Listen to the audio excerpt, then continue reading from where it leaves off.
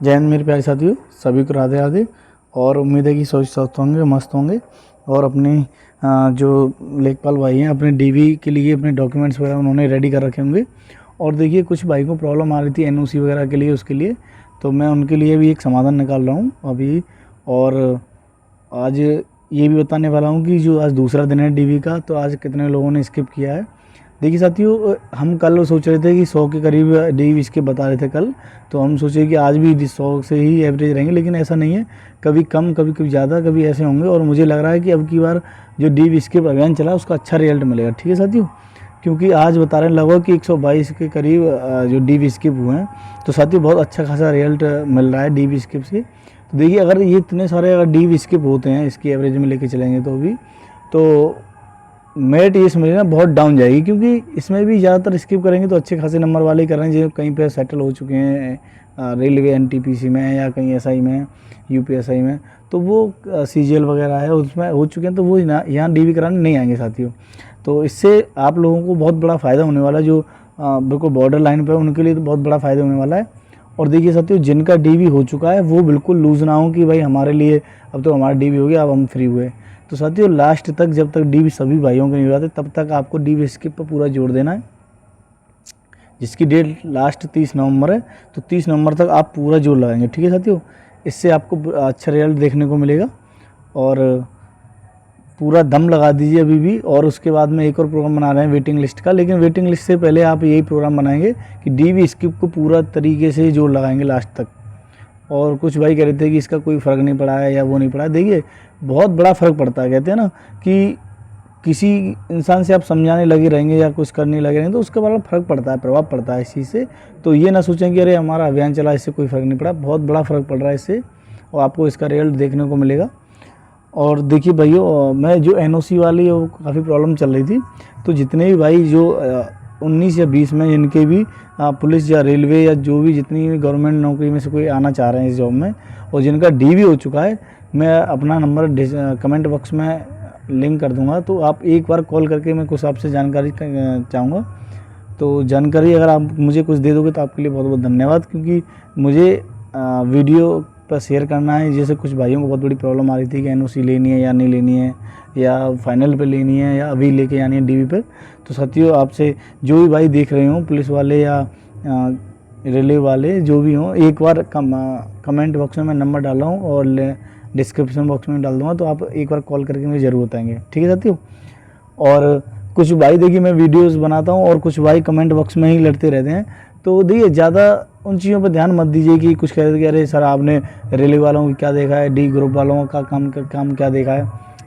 तो देखिए ऐसी कोई बात नहीं है कि काम हमने नहीं देखा है, खूब हमने भी देखा, और रेलवे ट्रैक पे हमने ड्यूटी भी करवाई है। अभी जो किसान आंदोलन चला था तब हमने रेलवे ट्रैक पे कई जगह ऐसा आंदोलन हुए थे। तो ऐसी बात नहीं है, वहाँ पे गेटमैन होते हैं उन पर भी प्रॉब्लम आती है कई, जैसे क्योंकि लोकल क्षेत्र में होते हैं तो वहाँ पे काफ़ी समस्याएं आती हैं। तो देखिए भाई ऐसी कोई ज़रूरी नहीं कि आप जो ग्रुप डी वाले इतना कह रहे हैं कि इतनी कठिनाई है या वो है। देखिए भाई हर जॉब में कठिनाई है। गवर्नमेंट नौकरी छोड़िए, जो नौकरी नाम ही नौकर है उसका, नौकरी का मतलब होता है कि आप किसी के नौकर हैं। तो आप ये ना सोचें कि आप कि लेखपाल में आके आपको राजा की सीट मिल जाएगी, आप राजा बन जाओगे। तो वहाँ भी आपको डेली थैला लेके ही भागना है। और उसमें तो बहुत सुनने को मिलता है, चाहे एसडीएम हो चाहे तहसीलदार हो, और फिर गांव देहात से भी सुनाते हैं।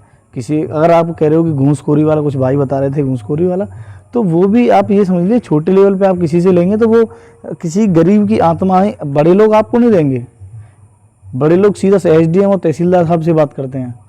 आप इतने बड़े अधिकारी नहीं है कि आप जो अच्छे खासे लोग हैं और जो कोई बड़ा काम करवाते हैं तो आपको पैसा देने लगे। वो आप किसी गरीब की आत्माओं से ही काट करके पैसा ले सकते हो। तो आप ये ना सोचेंगे मैं इसमें बहुत बड़ा किंग बन जाऊंगा, और ऐसा कोई किंग हो मुझे लेखपाल तो मुझे मैं अपना नंबर डाल रहा हूँ, मुझे बता देना, इन्फॉर्मेशन दे देना कि भाई लेखपाल थे और वो इतने पैसे वाले हुए होंगे भी, तो वो अपने दूसरे किसी बिजनेस से हुए होंगे या किसी और चीज़ से हुए होंगे, लेकिन इस लेखपाल की नौकरी से कोई करोड़पति या अरबपति नहीं हुआ है। तो ये वहम भी आप मिटा देना अपने दिमाग में से कि हम लेखपाल में सेलेक्ट होकर के और बहुत अरबपति बन जाएंगे, करोड़पति बन जाएंगे, ऐसा नहीं होगा। वहाँ भी आपको रोजी रोटी मिलेगी। ठीक है साथियों। हाँ ये बात है रेलवे में कि आप मान लो कुछ गैंगमैन वगैरह होते हैं, बताते हैं कि वहीं गिट्टी विट्टी खींचने वाला वो काम होता है।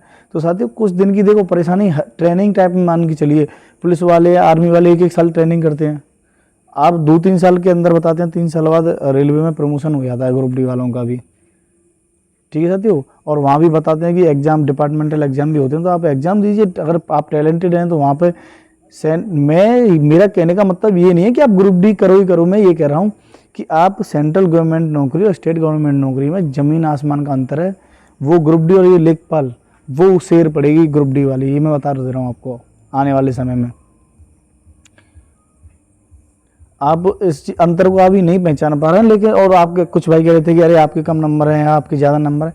अरे यार भाई, मैं अगर ये बताइए, मैं मेरे कम नंबर या ज़्यादा नंबर होने से इस चीज़ पे क्या प्रभाव पड़ेगा, मुझे ये बता दीजिए आप।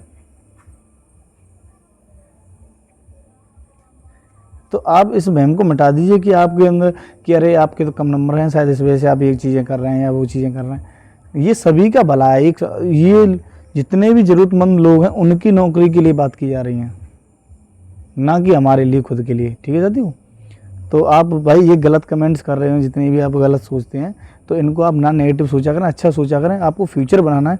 अब आप मेरी बात करो तो मैं भाई आपको बता देता हूँ कि मैं फुल बिजनेस के मूड में रहता हूँ और मेरा बिजनेस का ही सिस्टम चल रहा है।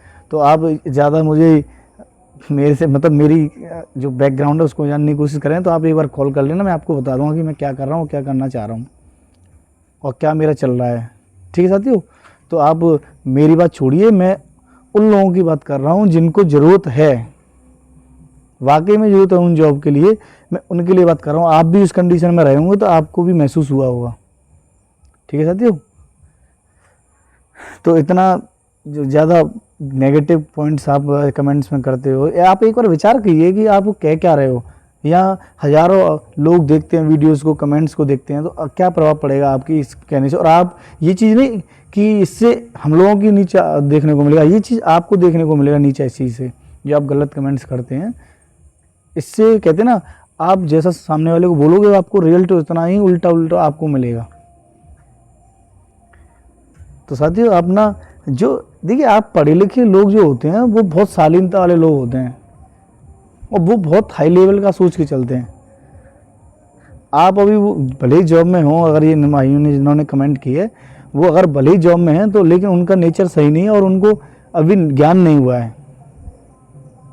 तो इस वजह से मैं आपको कह रहा हूँ कि आप अगर कुछ करना चाह रहे हैं जीवन में, मैंने ये भी बोला कि अगर आपको कुछ बड़ा करना है तो आप कोई बिजनेस का मूड बनाइए, साइड बिजनेस करिए जॉब के साथ साथ, चाहे आप ग्रुप डी करें, चाहे आप लेखपाल करें, चाहे आप कोई भी जॉब करें, ठीक है साथियों।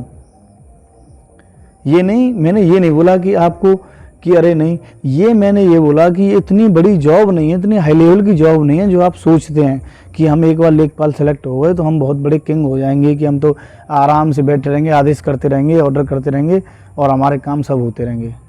वहाँ भी आपको थैला लेके ही भागना है। और आपने देखा भी होगा लेखपालों की कंडीशन।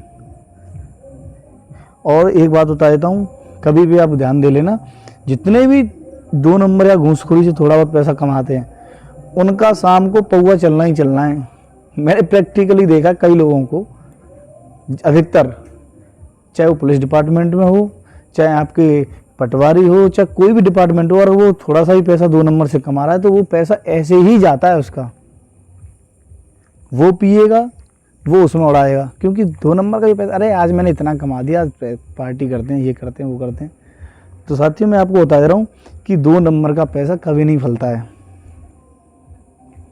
आप इस वहम को मिटा के बिल्कुल अलग रख देना, आप जितने भी सोच रहे हो कि। और आज के टाइम पे वो कंडीशन हो चुकी है कि सब लोग फ़ोन रखा और आपकी वीडियो बनाई तुरंत आपको फंसाते हैं। नौकरी लेखपाल की हथेली पर रखी रहती है, कभी भी आपको सस्पेंड किया जा सकता है, कभी भी, मतलब फुल रिस्की जॉब हो जाती है, मान के चलो।